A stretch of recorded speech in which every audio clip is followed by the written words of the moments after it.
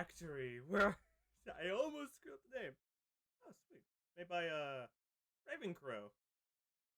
I have never done one of the games yet. Till now.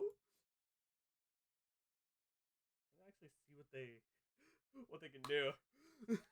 I'm expecting it to get dark just by looking at some of the screenshots.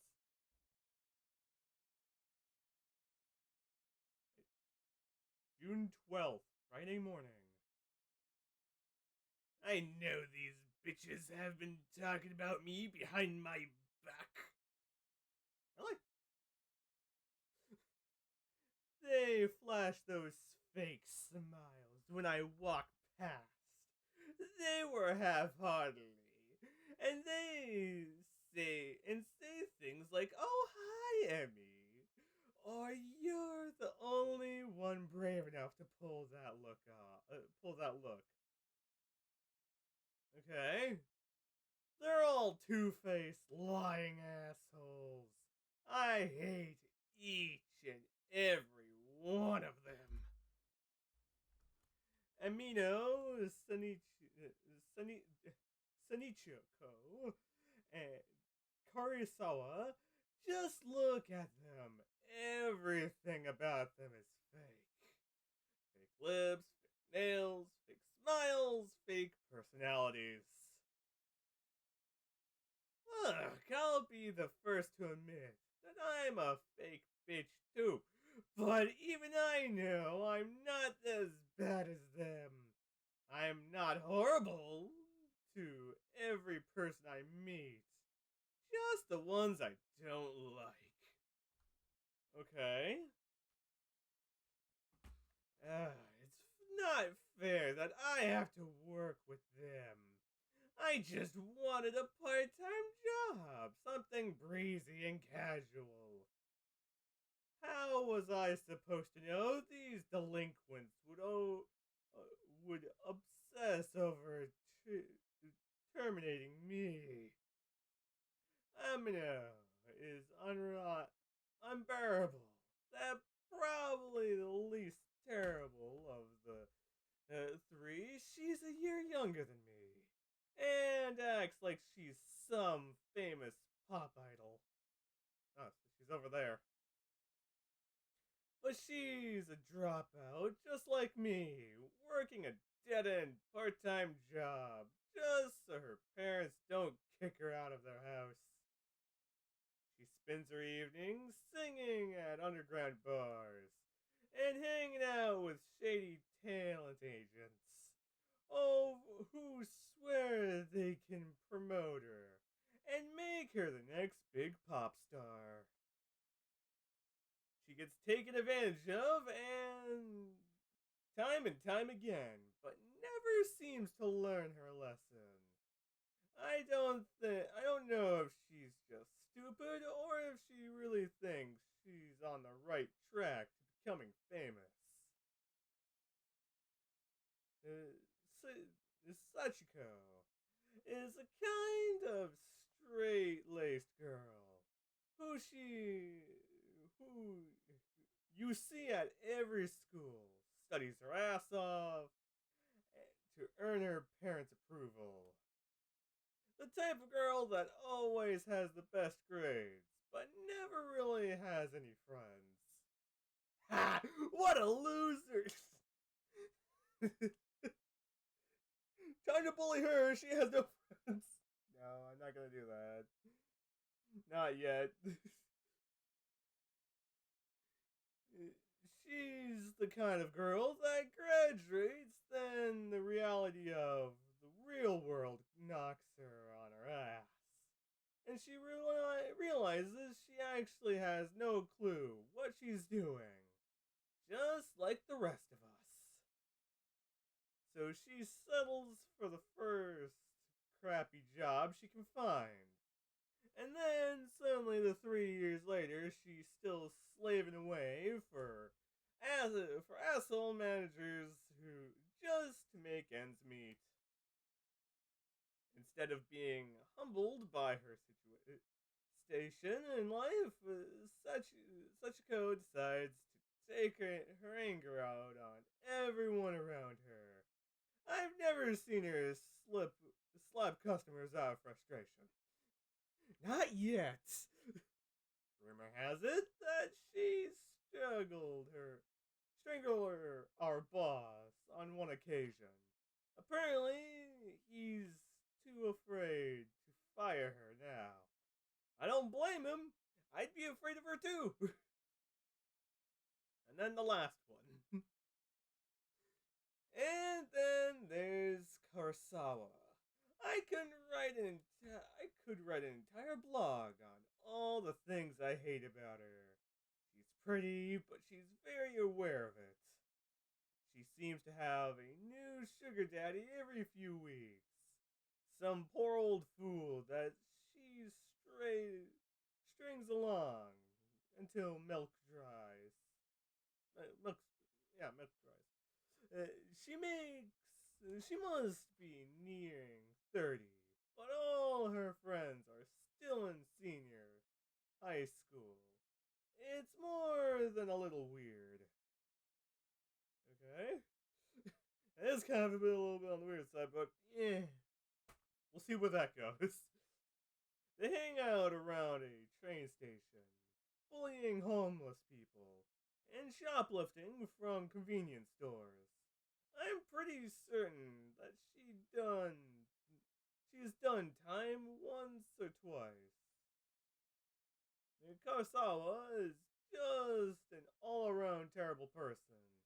She makes Amino and Sachiko look like saints in comparison. Honestly, I couldn't ask for a worse group of coworkers. Finally, there's me. We're gonna get a picture? Okay, so we see nothing. Dang it. Emmy, Katsuno, university dropout, part-time cashier, and up to my ears in debt. I live in a small apartment in a bad neighborhood, just to keep my head above water. My apartment building is filled with deadbeats, loan sharks, junkies, perverts, you name it. By some miracle, I managed to snatch up the best apartment in the worst building. God dang it, of course it has to be like that. Although the place is nice, the rent is questionably low. I am fully expecting the landlord to wander in one day and demand more money or murder me. I'm consistently worried about money, worried about my safety, worried about what the hell I'm supposed to be doing with my life. As if that wasn't bad enough, I had to work 4 days a week with the three worst girls I've ever met in my life. Yep, that's gonna be an amusing trip, isn't it? Always the amusing ones when you least expect it. Who knows what will happen next? Today is no different from any other day. Amino greets me at the door, her disgustingly puffy and pouty lips, pulled back in a half snarl, half smile. I can smell the sickly sweet scent of too much lip gloss from 10 feet away. Well, fuck you too! Bitch!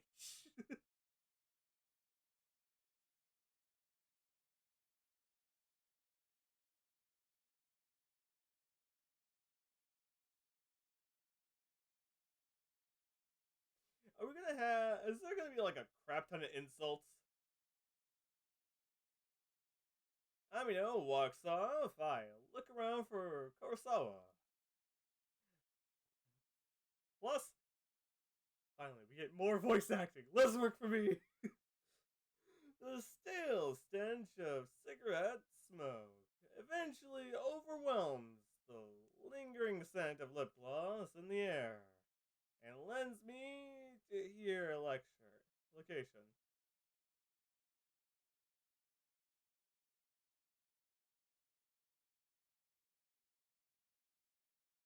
Okay.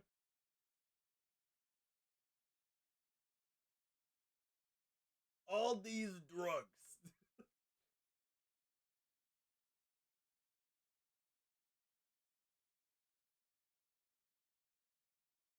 Cool. It seems like a quick way to do it.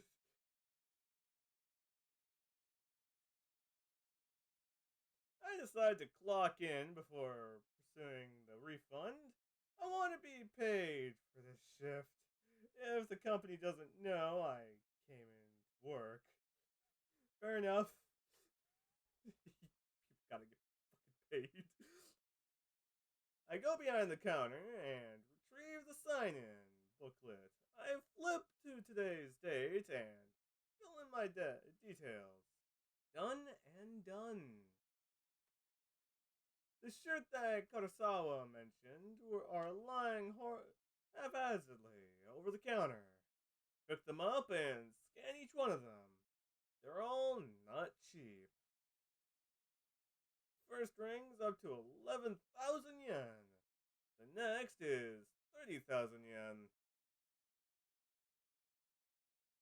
Okay, I know there's like a detail between them, but I'm not gonna do the fucking math. There are six shirts, all up each one. Shirts all up each one a little more expensive than the last. They don't look worn, and the tags are intact. I'm supposed to ask for a receipt or proof of purchase before making a refund, but the customer is obviously not here. Besides, the quest come directly from Kurosawa, my superior, so I can't exactly refuse. The refund goes through the system successfully, and the cash drawer opens up. I count out the current amount of money in 10,000 yen. Eh, bills. Then pop the elastic band around the cash and put it in the envelope. I also print a copy of the refund receipt and slip it in with the cash. Job done. I slide the envelope back under the register and lean against the counter, surveying the store. I can see that there aren't any customers around. Yet!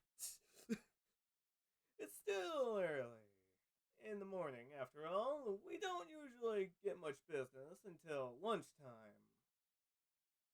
Yeah, because people are either done with their early part time work or got out from a fucking long ass night shift and have to get clothes. I'm like, there's that middle ground, I will be honest. Kurosawa eventually returns from her smoke break. Half an hour must have passed by now. Who does she think she is? The fucking manager.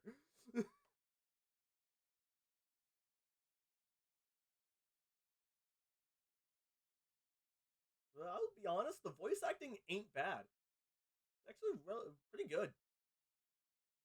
She rummages around underneath the cash register and pulls out an envelope stuffed with cash. Her fingers flick through it quickly, counting each note, and she nods as though satisfied.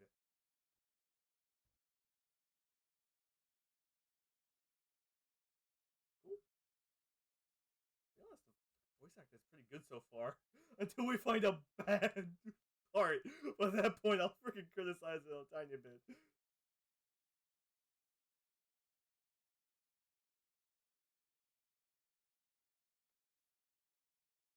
It gets me away from all the shit out here. I'm not too bothered if Kurosawa wants to take over my register duties. It's boring standing around. I'd much rather be doing something, nothing. As I head towards the rack of untidy jackets, Sachiko bumps into me. Sorry, did she actually just apologize to someone? Sachiko, the customer abuser.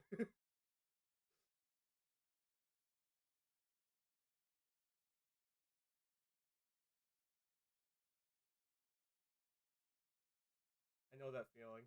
Just constantly being tired because you can never get enough sleep. I know that pain far too well.